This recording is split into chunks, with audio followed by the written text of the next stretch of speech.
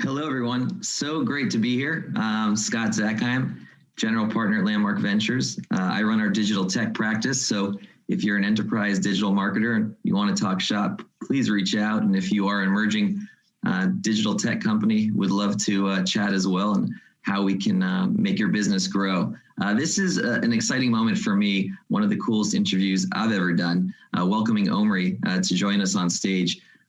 He's an Israeli legend, and I want to preface the interview by telling everyone what he's done. The guy played 10 seasons in the National Basketball Association, was the first ever first-round pick from Israel, first Israeli to ever play in the NBA, earned a championship ring with the Golden State Warriors. He's also a two-time Israeli League champion, and now he's back in Israel playing for Maccabi. Omri, it's great to have you. I did want to share one thought, which will lead into my first question. I wanted to recognize David Stern. He passed away last year. He was a frequent guest of Landmark events, someone who I had a chance to get to know a little bit. Critical, obviously, in globalizing the NBA and bringing the game of basketball to a young Omri Casspi. Omri, in thinking about David and his legacy in the over years since he's passed now, can you share the effect that he had on your life as a global star? First of all, thank you so much for the beautiful introduction. I'm really excited to be here and happy to be here. David was a dear family friend. As a young NBA fan, growing up in Israel, he was the first to really globalize the game, like you mentioned. NBA games weren't televised before, his time with the NBA, and that in the early 90s, that's when it started for all of us. So obviously, big idol for me. I remember my draft night in 2009 when David came to the stage. It was 4 a.m. in the morning, and he had a small smirk and a smile on his face. And I know it meant a lot to him, and me and him chatted about it a little bit after. Just because he has so many friends around the world and in Israel. He's always been a great friend of our country of Israel, very dedicated to the game of basketball and everything that's been going on here. He's done so much nonprofits, organizations, and the peace players and all sorts of games with the Israeli and the Arab community and the Jewish community here. So just a sad year. I love David. And obviously he laid down the foundation to many of the players we see today playing at that stage, right? Like Luka Doncic and some other guys really coming into the NBA and crushing it night in and night out. So he's a big part of the NBA family. So I was looking at your schedule before we jumped on, and you're a busy guy. So tell us how your season has gone during COVID, under the protocols. For everyone who's listening in, Omri is on his way to Lithuania for a EuroLeague game tomorrow. He had practice this afternoon. Tell us about what the season's been like in quarantine and now out and all that stuff. It's been unique, obviously. First time for all of us as players to be quarantined at home, not able to go out even walk our dogs out in order to stay in this, what they call the bubble. It's a little bit different than the NBA bubble, but essentially staying away from everyone else and kind of trying to keep everyone safe playing basketball. But at the same time, like, me and you talked a little bit earlier, it's very important for us as players that we have the opportunity to shed some light into this crazy situation. We know there are many people sitting at home with no job and, somewhat depressed, and it's totally reasonable. So we've had the opportunity to go out and compete and play basketball and kind of put a smile on their face, whether it's people at home or some of the stuff we did with foundations into even kids in hospitals. They got us in quarantine in a hospital and they can't see their doctor. Obviously, everybody covered up in masks and all sort of stuff. So for us as athletes, this is a privilege to play the game and to put smiles on people's faces. Obviously, it's not ideal. It's not fun to play with no fans out. It's literally like eating food with no salt. Some people put it. But at the same time, we go out, we compete, and suddenly, not suddenly, but now we're starting to see the light in the end of the tunnel. Israel's done amazing with vaccinations. Our whole team been vaccinated pretty much. Wow. Fans are coming back into the arenas, so that's great. So I want to get to the boardroom piece of this and hear about what you're doing on the investment side. But while I have you, I got to ask you some basketball questions. I'm a big fan. Sure. Thanks. So you played 10 years in the league. I want to hear just your first holy crap, I'm in the NBA moment. What was that like you'll always remember when you realize like you're really here? Rookie year, Boston Celtics playing us at home.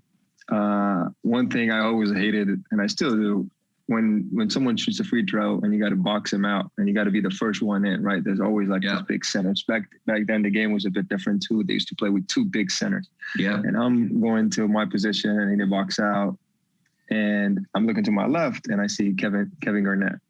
And KG, you know, he's always been a trash talker and very, you know, intense player. So I see him and I look at him. And I can't, even my dad asked me after the game, was like, you were starstruck? What happened? Why did you look at him like that? And he started making these noises like he's about to, you know, eat me up and eat me alive. And I'm over there 20, 21 years old. And KG is and making all these noises. And I'm like, I got to box this guy out. And this is KG. But then, you know, it was Ray Allen on the line. So thank God he made both free throws. Yeah, he made them. I had nothing to worry about. But then, you know, this is what it is. You know, the NBA is you got to play. You're playing, and it's an honor to play against the best player night in and night out. And you know, on a back-to-back, you can play the legendary. Obviously, may rest in peace, Kobe Bryant. And it's just a great time to play the game. So cool. All right, so I have to show you some show and tell. This is my son's Wizards Denny jersey. Oh, I love it. What does that mean to you that there are now Israeli basketball players following in your footsteps, playing in the league, and I know that you are their role model?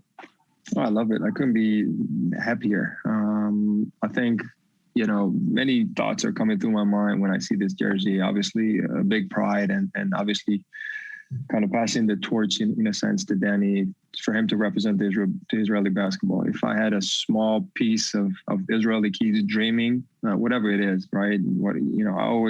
My thought process and my thesis was always work hard, work smart, be humble, and good things will happen to you. And if I had a small piece in him making it to the NBA, you know, I'm more than honored.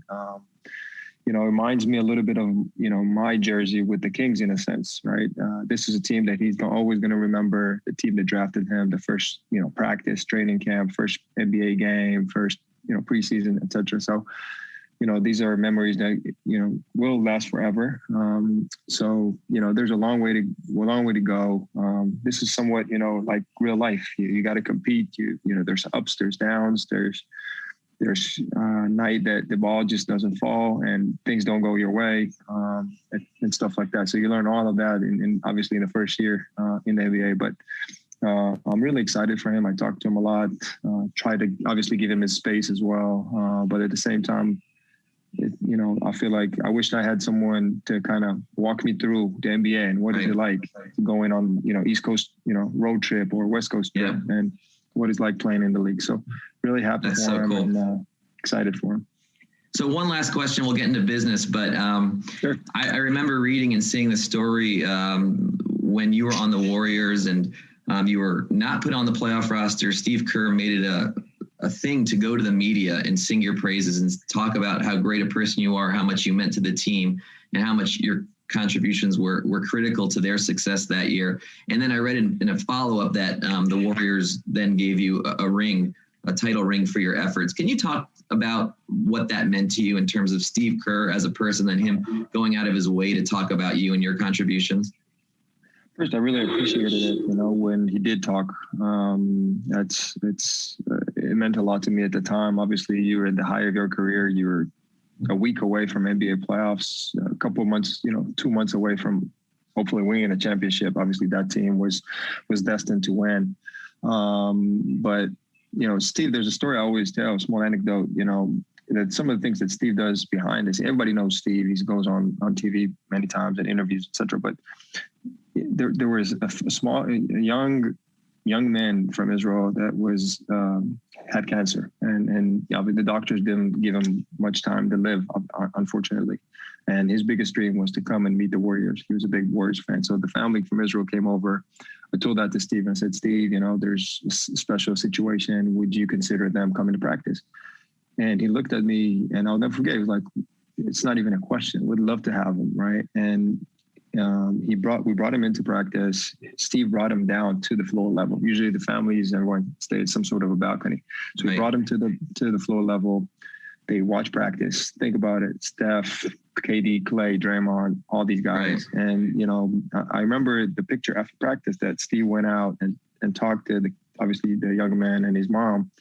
And the mom had tears in her eyes, right? And the next day we had a game. He upgraded their tickets. He hosted them at the VIP family lounge. Wow. He made sure that a couple of players came out and talked to the young man. I remember Clay bringing him signed shoes. So all these different things. This is really, to me, resemble who Steve is, right? So unfortunately, the kid passed away 2 or 3 weeks after the trip. Wow. But, sorry to hear that. I'm sure he had a trip of a lifetime, and Steve made it possible. He was just an amazing person. So cool. Okay, so pivoting to the boardroom piece. Let's do it. Word is going around that you're doing some pretty neat entrepreneurial work, some investing potentially with other NBA stars. You got a great platform here. A lot of folks, 5,000 plus around the world listening, and they want to know what Omri is up to and investing in. And so tell us about it. Oh, thank you. Well, our family office, we started our family office about 2-3 years ago. And I always follow the cannabis world as a whole from somewhat afar. The situation, and obviously an active NBA player investing and being involved in the industry wasn't always as it is today. Right. But one of the first calls, I called the commissioner, Adam, and kind of the player association, and they gave me their blessing. But essentially, I look at it, that the cannabis industry is just unique. There's many aspects of it, from I think a pharmaceutical side to medical wellness type over-the-counter products to wellness to recreational, and there's technology overlap in everything, and distribution, marketing, etc. So. Obviously, Israel, there's much innovation in Israel on the medical pharmaceutical side, and this always intrigued me. There's animals to it. So we built our family office was very, very dedicated to understand and to really read through it and to understand the market and what's the situation and what's the ups and downs and what can we invest in and kind of put our money and help our entrepreneurs as well from our relationship standpoint to have other NBA players invest alongside us. So one of the companies we founded in 2019 is Click, which is a sublingual spray. There's 4 formulations, very cool, sleep, go, chill, and restore. It's some sort of a after practice type workouts. Oh, cool. And this is some of the things that were important for us to kind of bring an innovation technology into the industry. We're doing B2C distribution platforms. We're doing some stuff on the pharmaceutical side for humans, on the synthetic side of cannabis, which I think going to be life changing to the industry. Animals is very important for us. I have a dog. We've always been around dogs and cats. And so we have our company that is kind of invested into finding solutions for pain with animals as an API, as a active pharmaceutical ingredient. So all these things are very important for us. So we talk about tech transfer, right? And we're always looking for bridges. Do you see yourself as a bridge, kind of taking the Israeli innovation hub that it is and bringing it over and exposing it to your friends on the U.S. side, folks, with deeper pockets? Absolutely. This is something that, I think one of the hardest things for Israeli startups, obviously there's been amazing success over the last couple of years, 10 years or so as a high-tech community, but also the bridge to the U.S. and to connect with the right distributors, technology platforms, et cetera. And I'm thankful and really happy to be in that position that, thank God I made many, many good friends and relationship over the years. It's always from a learning perspective, I always wanted to kind of, the guys sitting courtsides are more experienced than us. Most of the time have more money than even the players playing. Right. But to go out and reach out and learn and ask questions. How is it to raise a fund? What are you looking for in a SaaS company? What are some of the, advantages you have and all that sort of stuff. So I made great relationship with, amazing friends, and now I call them friends, but also mentors of mine that are willing to take the time and educate me, but also help me and kind of help my companies that I bring to the U.S. and kind of shed that bridge. So you said take the time. That's got to be my next question is how do you have the time? You're playing 80, 90 games a year. You're on the road 3 nights a week playing ball. How do you manage to juggle all of this? It's a good question. I find it really interesting. I like it. I enjoy having a conversation and learn something new. My whole life, I've been so dedicated into the game of basketball. But there's a whole world out there and many things you can learn. And that excites me. Some guys go home and rather read a book or play video games or spend some time with their families, which I spend a lot of time with my family as well. But on my free time, I also like to, give a call to one of my buddies who, is a CEO of a large publicly traded company and ask him some question about the business and the thesis and what some of the things they do and learn and hopefully have that experience and kind of transfer it over to the next generation and kind of be somewhat of an educator as well. So I enjoy that kind of stuff. So I find time. Has it been interesting for you to see the evolution, how from when you first got to the league and how marijuana was more of a taboo subject to now where leagues are almost embracing it and opening their arms to it for recuperation and things like that? Oh, absolutely. I think the league has changed from the basketball perspective. When I got drafted, I remember our pre-draft workouts were one-on-one, post-up, back to the basket type workouts. And today, guys are shooting threes, and that's most of the workout, right? So the game has changed, but also off the court, right? I truly think that clinical studies and everything that within the industry is still not where it needs to be. I think there's much science and pharmaceutical expertise needs to be into the industry, but I think it's happening. Obviously, the federal legalization that hopefully is around the corner will embrace that and push that forward, having the large pharma companies kind of getting into active research, which is very important for the industry. But for us players, guys over the years, one of our investors in Click, Larry Sanders, and he's battled, some for many years with the league and some other organization to make that acceptable. And now guys are having that opportunity. I know many guys that, obviously will keep that private, but they use cannabis and CBD and all sorts of stuff for sleep and for pain and for anti-inflammatory, which is great. It's much better than, having all these sorts of NSAIDs, right? And so I think there's ways to go, but also it's very great that it's happening already. Are there any tech companies that you didn't get to mention in your opening salvo that you want to put on people's radar now while you have the audience? Yeah, I've been involved with a couple of very cool companies. One of the companies called Day 2. Day 2 is I invested with them in 2017, right before I signed with the Warriors. They do a very cool microbiome study, and I think the microbiome into the wellness world is very up and coming. There's much things we don't know about our gut and our microbiome, and I think the next wellness revolution might come from some of the studies they've done, right? Their research is amazing with the Weizmann Institute. The CEO is great. A woman named Lee Segal, she's great, and the research is great. So honored to be a part in this ecosystem and to be an investor and to help them hopefully make that bridge to the U.S. and some of the relationships I've made over the years, and it's great. Cool. We have a couple of minutes. I want to make sure everyone knows about your pod. I heard you're podcasting these days. We want to get more people listening. We want to get that ad revenue cranking up for you. Thank you so much. Yeah. So I started my podcast about a year ago in May of last year. It was literally during the first couple weeks of COVID, and people were at home. And I was thinking with my wife, how can we be out there and kind of put smiles on people's faces? While I have the audience, I just want to let everybody know that from my perspective, there's a Jewish theme we call Kiddush Hashem, someone who sanctifies the name of God. And I don't think there's anyone out there that embodies Kiddush Hashem more than Omri. He is someone that Israel, the Jewish people, all should be proud of. He's an amazing role model. And it was really an honor to have Omri on. Thanks, everybody.